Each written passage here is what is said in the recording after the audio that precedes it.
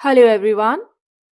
आज की वीडियो में मैं ब्रीफली एक्सप्लेन करने वाली हूँ कम्युनिटेरियन पर्सपेक्टिव ऑफ जस्टिस को। हिंदी में कम्युनिटेरियनिज्म को कहते हैं समुदायवाद। ये बेसिकली इंडिविजुअल से ज़्यादा इंपॉर्टेंस देती है कम्युनिटी को, तभी तो इसे समुदायवाद कहा जाता है। कम्युनिटी पर फोकस करती है और इसका मानना है कि इंडिविजुअल के बीच में और उसकी कम्युनिटी के बीच में एक रिलेशन होता है। एक इंसान की पर्सनैलिटी उसकी कम्युनिटी से ही प्रभावित होती है।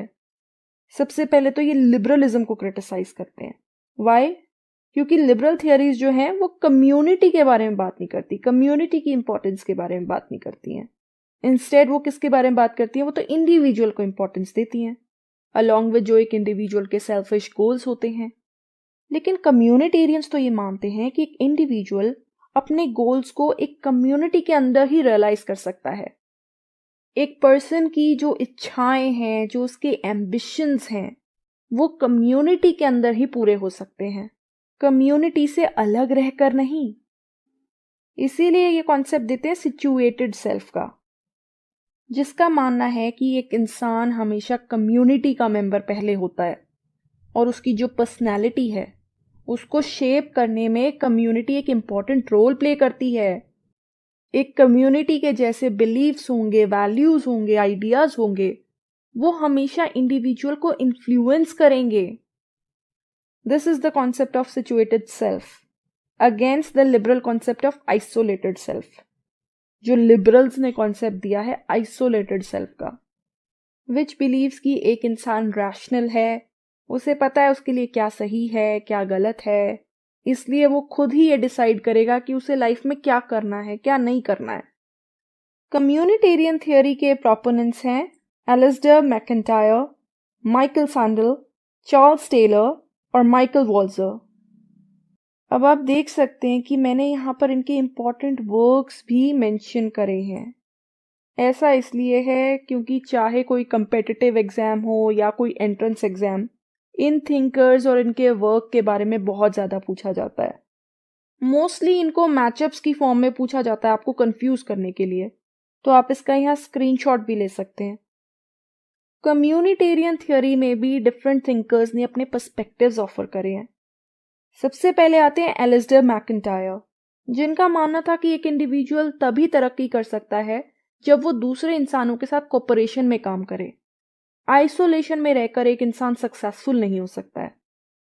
तो एक इंसान का प्रॉपर डेवलपमेंट तभी हो सकता है जब वो अपने आप को कोऑपरेटिव ह्यूमन एक्टिविटीज में इंगेज करे। माइकल सैंडल भी कुछ ऐसा ही कहते हैं।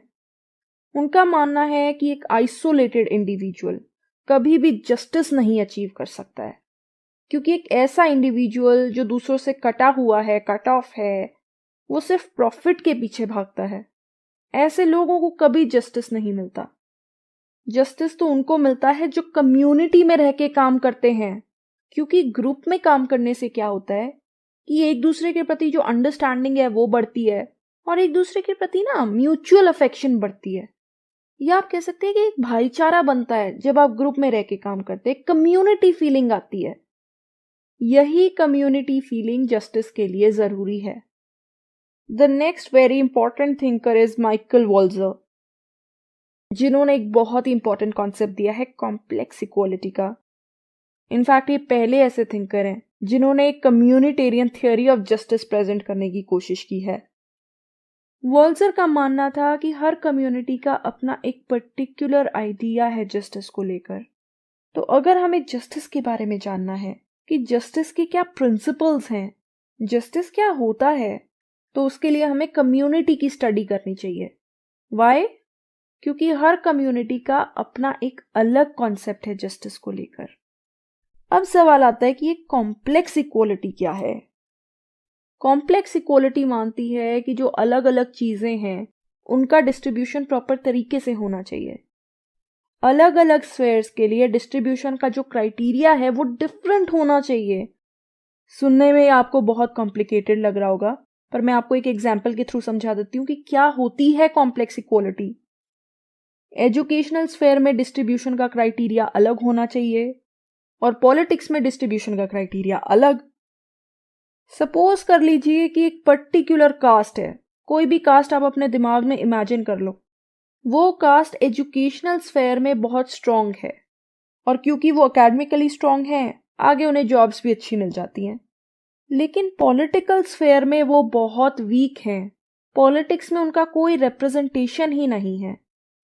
तो ऐसे में क्या होता है ना कि उस कास्ट को पॉलिटिक्स में रिजर्वेशन दे दिया जाता है, ताकि वो कास्ट पॉलिटिक्स में भी आगे आए, उन्हें प्रॉपर रिप्रेजेंटेशन मिले। तो according to the principle of complex equality, ये जो रिजर्वेशन है ये सिर्फ और सिर्फ पॉलिटिक्स के स्फेयर में मिलना चाहिए।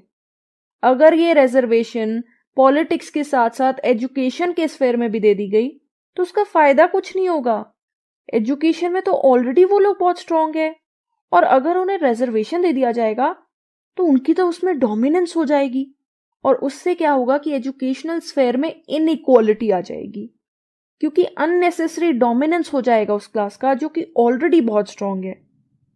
तो हर स्फेयर की ज़रूरतें अलग हैं।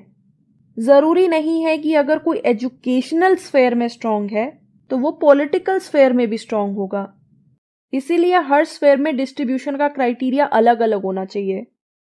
अब हर जगह आप सेम तरीके का डिस्ट्रीब्यूशन कर दोगे तो कॉम्प्लेक्स इक्वालिटी का मानना है कि इससे सोसाइटी में इनइक्वालिटी आ सकती है। ऐसा नहीं होना चाहिए कि हर फील्ड में, पॉलिटिक्स में भी, इकोनॉमिकल स्फेयर में भी, एजुकेशनल स्फेयर में भी एक जैसा रिजर्वेशन लागू कर दिया जाए, क्योंकि एज पर कॉम्प्लेक्स इक्वालिटी ऐसा करने से सोसाइटी में फर्दर इनइक्वालिटी आ जाएगी। ये होता है कॉम्प्लेक्स इक्वालिटी का कॉन्सेप्ट, और ये थी हमारी कम्युनिटेरियन थियोरी ऑफ जस्टिस, जो कि इंपॉर्टेंस देती है कम्युनिटी को ओवर द इंडिविजुअल। और इसका मानना है कि एक इंडिविजुअल जस्टिस तभी रियलाइज कर सकता है अगर वो कम्युनिटी का पार्ट है। तो आज की वीडियो में इतना ही।